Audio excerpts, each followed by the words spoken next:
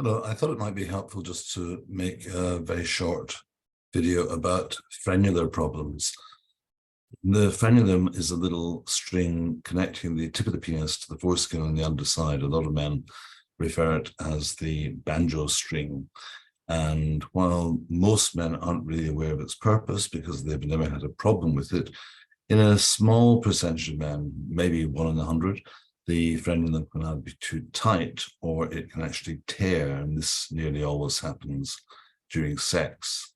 It can be quite alarming. Men can end up having quite a lot of bleeding and a lot of pain. So it's an unusual thing because it doesn't usually get better on its own. Some men completely tear the frenulum, in which case they may fix the problem accidentally, but most men find that once it's torn, it will tear again and again and again. And the problem with that is that can then start off the process of what we call lichen sclerosis epitrophicus, which is the chronic inflammatory scarring of the foreskin. I see a lot of men who have ended up with a need for a circumcision due to scarring, which has almost certainly started off with the little frenulum tearing.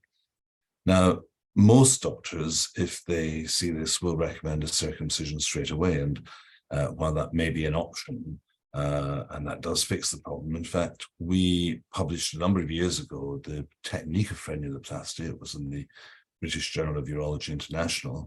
We showed that a very simple little operation done under local anesthetic, which takes about 20 minutes to do, will be successful in about 95% of men, and that most men who had that done, indeed 100% of men who had it done, were happy with the outcome of it and would recommend the operation to their friends or family should they be in a similar situation.